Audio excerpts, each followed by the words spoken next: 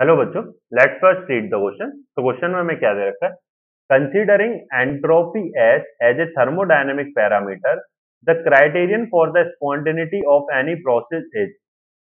तो बच्चों किसका क्राइटेरिया पूछ रहा है? स्पॉन्टेनिटी का मतलब किसका? स्पॉन्टेनियस प्रोसेसेस का।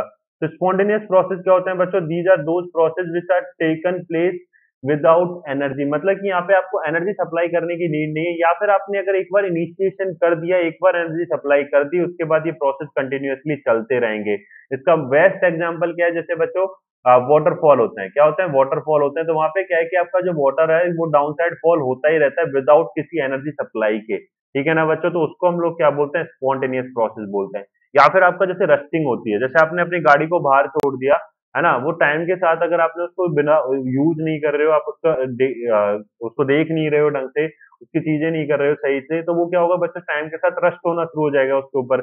कोई भी आपका क्या हो कि आयरन का जैसे आर्टिकल होता है, अगर उसके ऊपर आपने क्या कर रखी है, कोई कोटिंग वगैरह नहीं कर रखी है, तो वो टाइम के साथ क्या होता है कि बच्चों अपना रस्ट होनी शुरू हो जाती है। तो वो क्या आपका एक स्पॉन्टेनियस प्रोसेस है। ठीक है ना? तो अब ये क्या हो गया? Spontaneous process. तो हमसे क्या पूछ रहा है कि इनमें से कौन सा क्राइटेरिया है स्पॉन्टेनिटी का? तो स्पॉन्टेनिटी का जो क्राइटेरिया होता है ना बच्चों, वो क्या होता है कि रैंडमनेस आपकी कंटिन्यूअसली इंक्रीज करनी चाहिए। क्योंकि आपको पता है कि जो रैंडमनेस है, मतलब कि जो एंट्रोपी ऑफ द यूनिवर्स होती है, वो क्या होती है? इंक्रीज करती है। तो इसका मतलब क्या होगा कि बच्चों जो डेल्टा एस हो गई, तो वो जो डेल्टा एस होनी चाहिए वो क्या होगी बच्चों? हमारी पॉजिटिव होनी चाहिए, क्योंकि S2 माइनस S1 होती है ये हमारी। और एंट्रोपी हमने क्या बोला कि इंक्रीज करनी चाहिए, रैंडमनेस इंक्रीज करनी चाहिए, क्योंकि एंट्रोपी होती है क्या? Measure of the degree of randomness बच्चों।